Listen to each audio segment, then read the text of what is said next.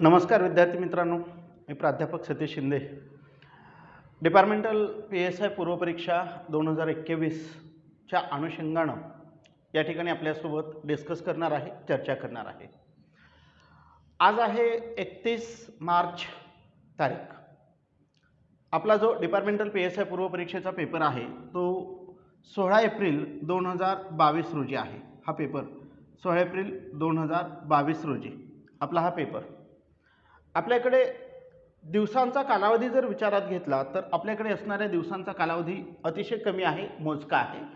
आणि तो दिवस आजचा दिवस सोडून दिला, पुढचे 16 एप्रिलला एक्झाम, तोही एक दिवस सोडून दिला तर आपल्याकडे एकूण दिवस किती आहेत? 15 दिवस. आणि या 15 दिवसामध्ये नेमकी आपण तयारी कशी केली पाहिजे, कारण का लास्ट रिव्हिजन हे खूप महत्त्वाचं असतं, लास्ट रिव्हिजन. आणि या 15 दिवसामध्ये बऱ्याच मुलांच्या मनामध्ये आता अनेक शंका कुशंका येत आहेत, किंवा एखादा विषय आम्ही वाचायला सुरुवात केला की फॉर एक्झाम्पल जर समजा तुम्ही मराठीचा अभ्यास करायला सुरुवात केला तर तुम्हाला वाटतं किंवा माझा इंग्रजीचा राहिला, इंग्रजी हातामध्ये घेतलं की लगेच वाटतं आपल्याला इतिहास राहिलं, इतिहासचं वाचायला सुरुवात केलं की लगेच आपल्याला वाटतं भूगोल राहिलं. मग आता नेमकी अशी अवस्था निर्माण होते या कालावधीमध्ये, नेमकं काय करू आणि काय नाही, हे करू की ते करू, हे करू की ते करू, अशा स्वरूपाची एक मेंटॅलिटी, अशा स्वरूपाची एक मानसिकता आमची बनायला लागते.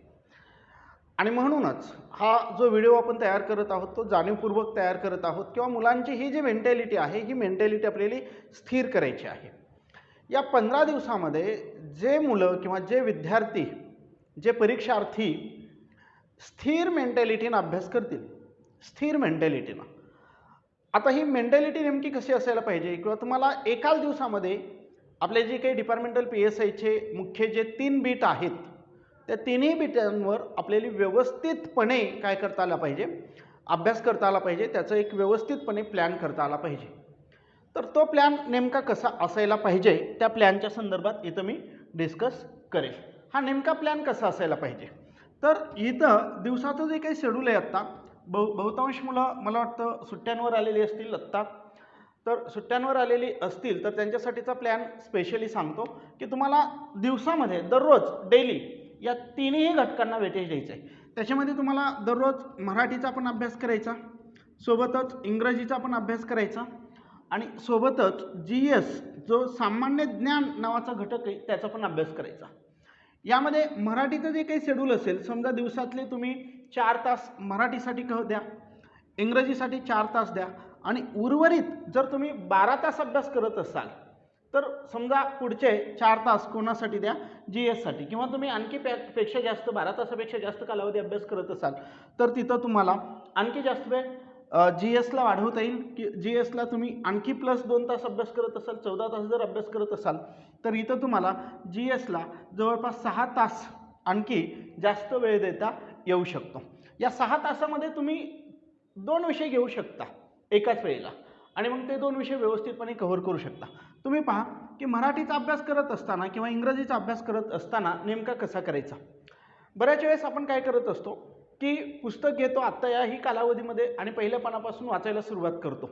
मराठीमध्ये कमी मार्क आले की लगेच आम्ही पुस्तक घेतलं आणि पुस्तक घेऊन पहिल्या टॉपिकपासून वाचायला सुरुवात केलं, कोणती? वर्णमाला. मग वर्णमाला वाचायला सुरुवात केल्यानंतर आम्ही वर्णमाला असेल, संधी असेल आणि शब्दांच्या जाती असेल इथपर्यंत पोहोचतो, की पुन्हा लक्षात येतं की पुन्हा आणखी आमचं परत एखादा आम्ही पेपर सोडवतो, त्याच्यामध्ये पुन्हा आमचे मार्क कमी आलेले असतात आणि पुन्हा आम्ही पहिल्यापासून सुरुवात करतो. तर ही जी मेथड आहे ही मेथड पुढच्या 8 दिवसासाठी आता अप्लाय करू नका. पुढच्या 8 दिवसासाठी एक वेगळी मेथड अप्लाय करा, आणि त्याच्यानंतर शेवटच्या 8 दिवसासाठी एक वेगळी मेथड अप्लाय करा. मग कोणती मेथड तिथं अप्लाय करायला पाहिजे. आता पहा, तुम्ही जे काही प्रिव्हियस इयरचे जे काही पूर्वपरीक्षेचे क्वेश्चन पेपर आहेत बऱ्यापैकी मुलांनी सोडवलेले असतील.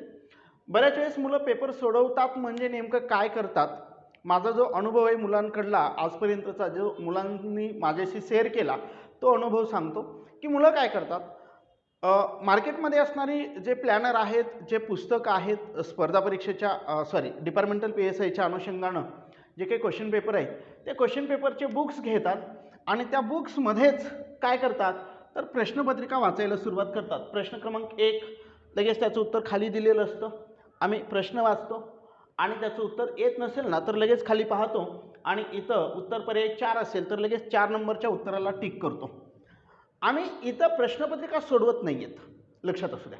ज्यावेळेस आम्ही या मेथडनं क्वेश्चन पेपर वाचण्याचा किंवा सोडवण्याचा प्रयत्न करतो त्यावेळेस तुम्ही तिथं क्वेश्चन पेपर सोडवत नाही, तर तिथं तुम्ही काय करत आहात, तिथं तुम्ही क्वेश्चन पेपर रीड करत आहात, वाचत आहात, लक्षात असू द्या. आणि म्हणून इथं क्वेश्चन पेपर रीड करण्याच्या ऐवजी तुम्हाला क्वेश्चन पेपर सोडवा असं म्हटलं मी. आणि म्हणून या 15 दिवसामध्ये किंवा पुढच्या 8 दिवसामध्ये काय करायचं की 2017चा जो क्वेश्चन पेपर आहे डिपार्टमेंटल PSIचा 2017चा क्वेश्चन पेपर घ्या, व्यवस्थितपणे 1 तास वेळ लावा. जो काही आपला क्वेश्चन पेपरचा टायमिंग आहे तो किती आहे, 1 तास. तर 1 तास टायमिंग लावा, बरोबर. आणि 1 तास टायमिंग लावून पेपर सोडवा. पेपर सोडवल्यानंतर त्याच्यामध्ये मराठीसाठी असणारी गुण किती आहेत, 25 गुणांसाठी मराठी विचारलं, 25 गुणांसाठी इंग्रजी विचारलं आणि 50 गुणांसाठी GS विचारलेले. सामान्य ज्ञान किती गुणांसाठी विचारलेले, 50 गुणांसाठी GSचा भाग विचारलेला आहे. त्यावेळेस आता तुम्हाला काय करायचं, 50 गुणांसाठीचा GS. आता मराठीमध्ये जर समजा तुम्हाला 15 मार्क आलेले आहेत आणि 10 प्रश्न काय झालेत, म्हणजे 15 प्रश्न राईट आहेत, 10 प्रश्न काय आहेत तुमचे रॉंग आहेत, 10 प्रश्न रॉंग आहेत. तर आता वाचत असताना काय करायचं की समजा तुमचा वर्णमाला या टॉपिकवरचा प्रश्न बरोबर आहे, एकही चुकला नाही.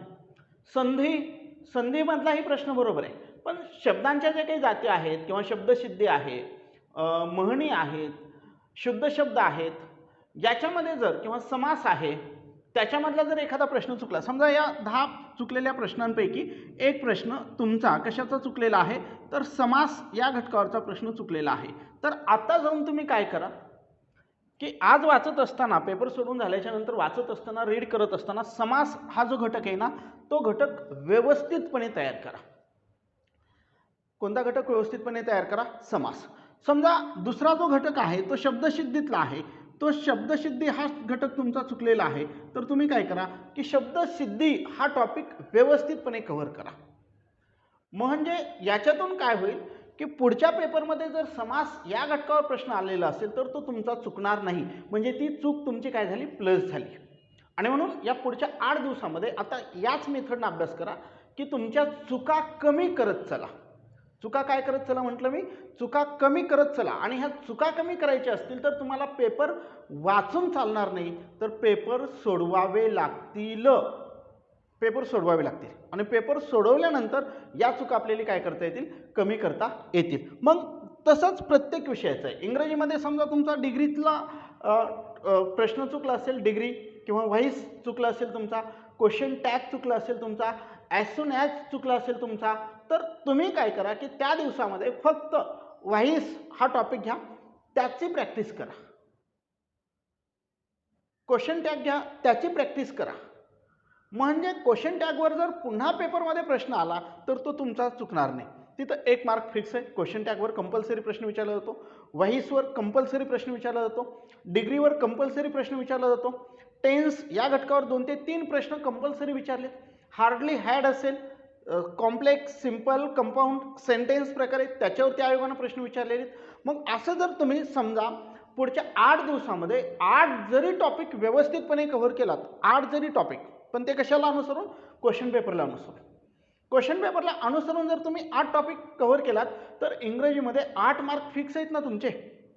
मराठीमध्ये अगोदर जर समजा तुमचे 10 प्रश्न आलेले असतील आणि 20 चुकलेले, 10 बरोबर आहेत, 15 चुकलेले, पुन्हा तुम्ही 8 दिवसामध्ये 8 टॉपिक कव्हर केलात तर तुम्ही 10 वरून 18वर जाल ना.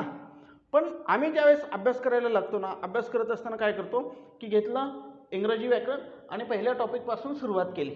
मला काय येतं आणि काय नाही याचीच आम्ही इथं काय केलेली नाही, तपासणी केलेली नाही. ती तपासणी आता झाली पाहिजे शेवटच्या 8 दिवसामध्ये किमान. पण शेवटचे जे काही पुढचे 8 दिवस आहेत त्या 8 दिवसामध्ये हे तुम्हाला काहीच करायचं नाही. पुढच्या 8 दिवसामध्ये प्लेन रीडिंग, पहिल्या पानापासून शेवटच्या पानापर्यंत, फर्स्ट पेजपासून शेवटच्या पेजपर्यंत तुम्हाला काय करायचं आहे, रीड करायचं आहे. त्याच्यानंतर GSमध्ये तुम्हाला जे 50 गुण आहेत GSचे, या GSमध्ये वेगवेगळे विषय आहेत. पाहता जवळपास 7 विषय आहेत GSमध्ये. किती विषय आहेत, 7. ज्याच्यामध्ये इतिहास आहे, भूगोल आहे, समाजसुधारक आहे, त्याच्यानंतर परराष्ट्र धोरणाचा भाग आहे, अर्थव्यवस्थेचा भाग आहे, राज्य प्रशासन, ग्राम प्रशासन, जिल्हा प्रशासनाचा भाग आहे आणि चालू घडामोडीचं बीट आहे. असे 7 घटक आहेत तुम्हाला तिथं. आणि मग हे जे 7 घटक आहेत या 7 घटकांची व्यवस्थितपणे तयारी करावी लागणार आहे. कारण का इथं 50 मार्क जे आहेत हे 50 मार्क इथले 50 GSचे जे प्रश्न आहेत ते मेरिट डिसाईड करणार आहेत तुमच्यासाठी. कारण का डिपार्टमेंटल PSIच्या मुलांची जी सायकोलॉजी किंवा मानसिकता आहे ती मानसिकता काय, किंवा इंग्रजी आम्हाला जमत नाही त्यामुळे आम्ही इंग्रजीकडे पाहणार नाहीत, एक इंग्रजीकडे आम्ही काही करणार नाहीत, पाहणार नाहीत. दुसरी गोष्ट त्यांची जास्तीत जास्त भर कुठं असते, एकतर मराठीवर असते किंवा GSवर असते. मराठी आणि GS या दोन घटकांवरच ते वेटेज देतात. आता GS करत असतानाही डिपार्टमेंटल PSIच्या मुलांची सगळ्यात मोठी गोची कुठं होते तर परराष्ट्र धोरण आणि अर्थव्यवस्था हे जे दोन टॉपिक आहेत ना, हे दोन टॉपिक खूप कठीण आहेत असं वाटतं म्हटलं, आणि ती त्यांची मानसिकता बनलेली आहे. हे दोन्ही टॉपिक खूप सोपे आहेत. हे दोन्ही टॉपिक पहिल्यांदा खूप सोपे आहेत. इथं प्रत्येक घटकावर विचारले जाणारे प्रश्न किती आहेत त्याचा एकदा तुम्ही काय करा, व्यवस्थितपणे विश्लेषण करा, ॲनालिसिस करा, मायक्रो ॲनालिसिस करा. किंवा इतिहास हा जर घटक आहे तर इतिहास या घटकावर कोणकोणत्या घटकावर कोणकोणत्या चॅप्टरवर प्रश्न विचारले ते चॅप्टर व्यवस्थितपणे कव्हर करा. भूगोलचे तसंच करा. इकॉनॉमिक्समध्ये बऱ्याच वेळेस मुलांना अवघड जातं, पण त्याच्यातले नेमके जर टॉपिक केलात तुम्ही तर नेमके टॉपिक केल्यानंतर तुम्हाला तिथं देखील काय करतात, चांगले मार्क मिळतात. आता GSवर मी सेपरेट या GS या बीटवर सेपरेट एक नवीन व्हिडिओ तयार करणार आहे.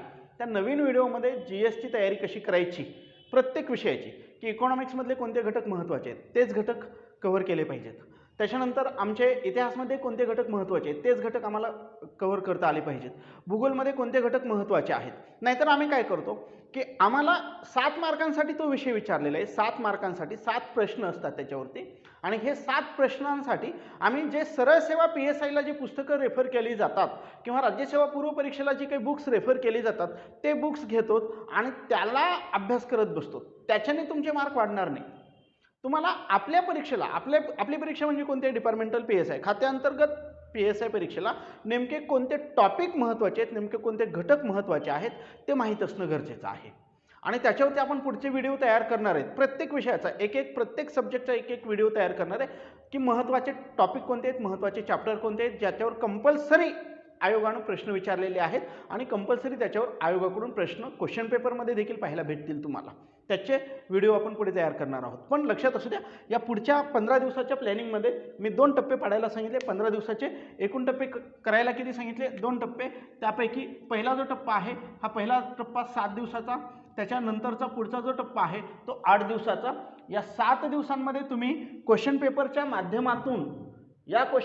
माध्यमातून 2017चं असेल, 2016चं असेल पाठीमागचा क्वेश्चन पेपर, या क्वेश्चन पेपरच्या माध्यमातून जे घटक चुकत आहेत, ज्या घटकांवरचे प्रश्न येत नाहीत त्या घटकांना व्यवस्थितपणे तयार करा. आता याचं शेड्यूल तयार करत असताना मराठी, इंग्रजी, GS मी सांगितलं की दररोज मराठीचा 4 तास अभ्यास करा, इंग्रजीचा 4 तास आणि GSला 6 तास वेळ द्या. हा वेळ देत असताना क्वेश्चन पेपरमधून जे प्रश्न चुकत आहेत, ज्या टॉपिकमधले चुकत आहेत तेच टॉपिक करा. आता तुम्ही म्हणाल की सर इकॉनॉमिक्समधले आमचे प्रश्न चुकले, मग इकॉनॉमिक्समधले आम्ही काय वाचायला पाहिजे, सगळंच इकॉनॉमिक्स का? नाही, इकॉनॉमिक्समध्ये कोणता उपघटक आमचा चुकला, फॉर एक्झाम्पल निर्गुंतवणूक धोरणावरचा प्रश्न चुकला, तर मी आता काय करेल की निर्गुंतवणूक हा चॅप्टर व्यवस्थित करेल. त्याच्यावर किती प्रश्न तयार होऊ शकतात, कोणकोणते प्रश्न पूर्वी विचारलेत आयोगानं, आता काय अपेक्षित आहे ते जर व्यवस्थितपणे केला, त्याच्यावर जर प्रश्न आला तर तो जाता कामा नये. विशेषतः निर्गुंतवणूक असेल, खाजगीकरण असेल, उदारीकरण असेल आणि जागतिकीकरण असेल, ह्या 4 कन्सेप्ट खूप महत्त्वाचे आहेत. या 4 कन्सेप्टवर 4 प्रश्न हमखास आयोगानं आपल्या परीक्षेला विचारलेले आहेत आणि त्यामुळे त्याचे 4 कन्सेप्ट देखील व्यवस्थितपणे समजून घेणं गरजेचं आहे. त्या मी पुढे अर्थव्यवस्था या टॉपिकमध्ये सांगणार आहे किंवा त्याच्यामध्ये नेमकं काय अपेक्षित आहे, कोणते घटक केले पाहिजेत त्याच्यावर आपण पुढे डिस्कस करणार आहोतच. ठीक आहे, तर त्या अनुषंगाने तयार करा. 7 दिवस, या 7 दिवसामध्ये जे येत नाही ते कव्हर करण्याचा प्रयत्न करा. शेवटच्या 8 दिवसामध्ये मात्र आता काय येतं आणि काय नाही याच्याकडे दुर्लक्ष करा. त्या 8 दिवसामध्ये एकच गोष्ट लक्षात ठेवायची आमच्या डोक्यामध्ये की या प्रत्येक दिवशी माझा 1 ते 2 विषय काय झाले पाहिजेत, रिव्हिजन पडले पाहिजेत. या 8 दिवसामध्ये तुमच्या मराठीवर रिव्हिजन पडलं पाहिजे, इंग्रजीवर रिव्हिजन पडलं पाहिजे आणि GSचे जे 7 विषय आहेत ना त्यांच्यावर रिव्हिजन पडलं पाहिजे. म्हणजे एकूण 9 विषय आहेत. या 9ची 9 विषयांवर तुमचं किती दिवसामध्ये रिव्हिजन पडलं पाहिजे, तर 9 विषयांवर पुढच्या 8 दिवसामध्ये रिव्हिजन पडलं पाहिजे. इथं काय बरोबर आहे, काय चूक आहे याचा विचार करायचा नाही. इथं विचार करत असताना की हे संपूर्ण माझं वाचून झालं पाहिजे. जर तुमचं वाचून झालं, रिव्हिजन व्यवस्थित पडलं तर त्या ठिकाणी तुमचं कन्फ्युजन काय होणार आहे, कमी होणार आहे, असं आपल्याला इथं लक्षात ठेवता येईल. आणि त्यामुळं त्याच अनुषंगानं तुम्हाला पुढच्या 15 दिवसामध्ये तयारी करायची आहे. मी सांगितल्याप्रमाणे मराठीत काय चुकतंय ते पहा, इंग्रजीत काय चुकतंय ते पहा आणि ते प्लस करा पहिल्या 7 दिवसात. पुढच्या 8 दिवसामध्ये आता काय चुकतंय काय बरोबर याच्याकडे लक्ष देऊ नका. आता मात्र कोणत्या गोष्टीकडे लक्ष द्या तुम्ही, आता एकच गोष्टीकडे लक्ष द्या की मला तो विषय पूर्ण वाचून झाला पाहिजे, त्याचं पूर्ण रिव्हिजन झालं पाहिजे, किमान वाचून ते कम्प्लिटली झालं पाहिजे. आणि या कालावधीमध्ये तुमच्या विशेषतः ज्या काही तुम्ही आत्तापर्यंत काढलेल्या नोट्स असतील त्या नोट्समधून मायक्रो नोट्स तयार करा आणि एका दिवसामध्ये तुमच्या GSच्या साती विषयाच्या मायक्रो नोट्स देखील तुमच्या रीड झाला पाहिजेत. आता नोट्स कशा स्वरूपाच्या काढाव्या लागतात किंवा कशा स्वरूपात काढल्या जातात ते नंतर मी कधी सांगेल, कारण का हा वेळ नोट्स कशा तयार करायच्या हे सांगण्याचा नाही, तर नोट्स कशा वाचायच्या हे सांगण्याचा वेळ आहे. आणि त्यामुळं इथं तुमच्या नोट्स वाचत असताना त्याला अंडरलाईन करा, मायक्रो नोट्स तयार करा आणि ते पर्टिक्युलर टॉपिक पर्टिक्युलर कंटेंट इथं पाठांतर करण्याचा किंवा तो लक्षात ठेवण्याचा काय करा प्रयत्न करा. ठीक आहे. तर सर्वांना जी काही 16 एप्रिल रोजी होणारी आपली डिपार्टमेंटल PSIची परीक्षा आहे त्या परीक्षेच्या सर्वांना खूप खूप शुभेच्छा. सर्वजण या परीक्षेमध्ये यश संपादन करोत अशी अपेक्षा करूयात. विशेषतः आपल्या ज्या काही जागा आहेत त्या जागा वाढण्याच्या शक्यता आहे, जागा वाढतील. ज्या 250 जागा आहेत त्या प्लस होऊन परत जागांची संख्या जवळपास 500च्या जवळपास जाण्याची शक्यता आहे. त्यामुळं घाबरू नका, जागा कमी आहेत मग मी कॉम्पिटिशनमध्ये असेल की नसेल या गोष्टीची शंका मनातून काढून टाका. कुठल्याही कामाला ज्यावेळेस आपण सामोरे जात असतो त्यावेळेस कुठलीच शंका हे होईल की नाही अशा स्वरूपाची शंका घेऊन काम करायचं नाही. परीक्षेला सामोरे जात असताना ठामपणे सांगा की मी होणार आणि होणारच, बाकी काहीच सांगू नका आणि त्या अनुषंगाने प्रयत्न करा. तुम्हाला यश हमखास भेटल्याशिवाय राहणार नाही. धन्यवाद.